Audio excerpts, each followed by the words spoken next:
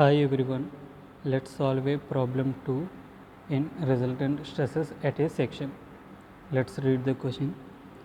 A rectangular concrete beam of a section 30 centimeter deep and 20 centimeter wide, so 200 mm wide and 300 mm deep, is pre-stressed by means of 15 wires of 5 mm diameter is located at 65 mm from the bottom of the beam. So at the bottom of the beam 15 wires are there with each diameter is 5 mm. It is there located at 65 mm from the bottom of the beam, and 3 wires of diameter 5 mm located at the 25 mm from the top, and assuming the pre-stress in the steel as 840 Newton per mm square. So pre-stress in bars or tendons equal to 840 Newton per mm square. Pre-stress he mentioned, not pre-stressing force. Pre-stressing force we need to calculate. Then calculate the stresses at extreme fibers of the midspan section when the beam is supported by its own weight over the span 6 meters. So the length of the beam is 6 meters and uniformly distributed live load is 6 kilonewton per meter, and the concrete density is 24 kilonewton per meter cube. So now we need to calculate the extreme fiber stresses at the midsection, top and bottom, F top, F bottom. So we know the formulas: P by A plus PE by Z minus MDL by Z minus MLL by Z. P by A minus PE by Z plus MDL by Z plus MLL by Z. So from these two equations we can find extreme fiber stresses at top and bottom of the beam.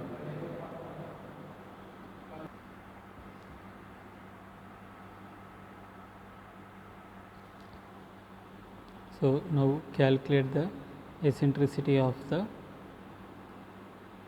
pre-stressing members. So we have number of wires. So let's calculate the centroid of the all wires. So from that centroid of the all wires, distance to neutral axis to centroid of the all wires is eccentricity E. Now the distance of the centroid of the pre-stressing force from the base we are calculating now, this one. So y is equal to, so 15 number of wires are there at the bottom, 15 into they are located at 65 mm from the bottom, plus 3 wires are located at 275 mm from the bottom and 25 mm from the top. Now total number of wires are 18. So y is equal to 100 mm. So this is equal to 100 mm.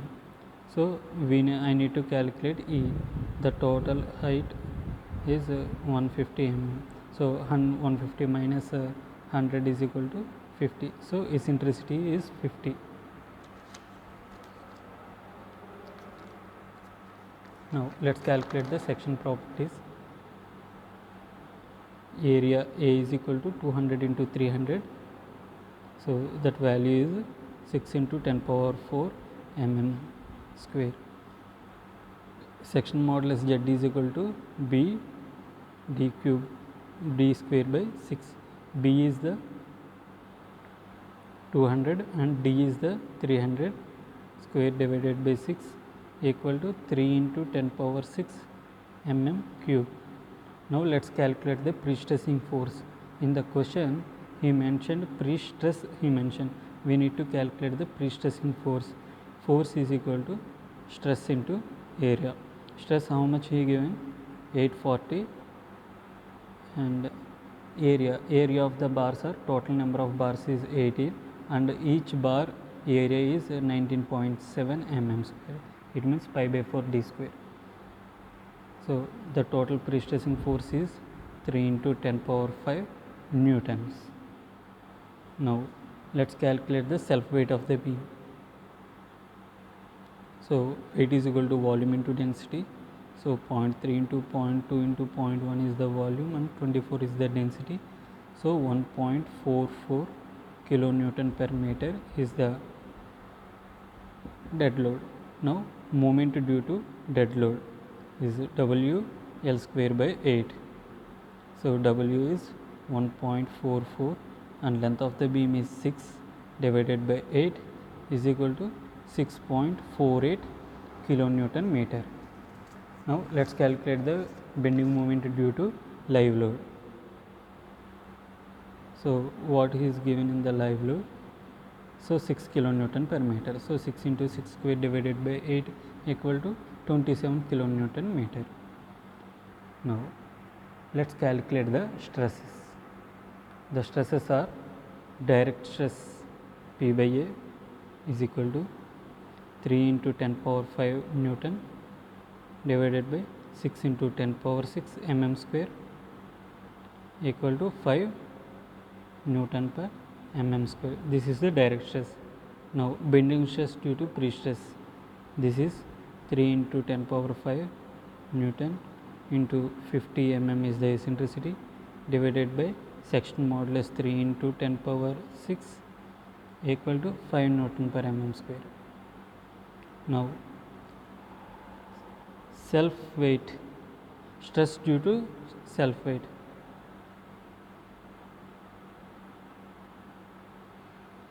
That is M by Z.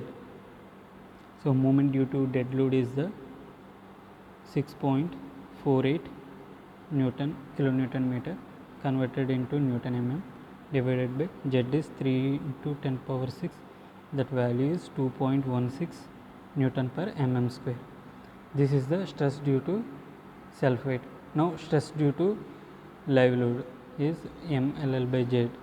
So moment due to live load is 27 kilonewton meter divided by section modulus 3 into 10 power 6, that value is 9 Newton per mm square. So the resultant stresses are, so resultant stresses are calculated from the formula F top is equal to P by A minus pi E by Z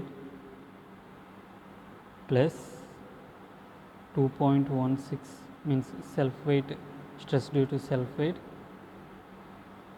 plus stresses due to live load equal to 11.16.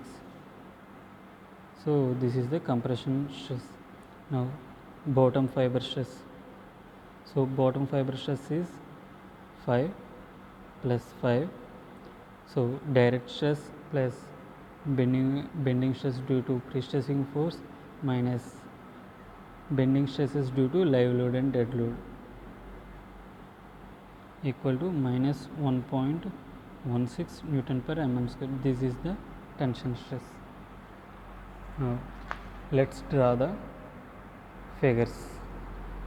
Diametrically we can represent our stresses.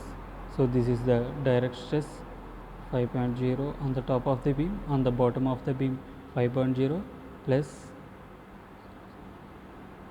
bending stress due to pre-stressing force, that is the PE by Z value, so 5 Newton per mm square. So this one is the minus 1, this one is the plus 1, plus stresses due to dead load and live loads. These two are 2.16 Newton per mm square, 2.16 Newton per mm square on the bottom side and 9 Newton per mm square on the top of the beam and 9.0 Newton per mm square on the bottom of the beam. So by adding all these stresses we will get resultant stress. That value is 11.16 Newton per mm square on the top of the beam, and at the bottom of the beam 1.16 Newton per mm square. This is the resultant stress.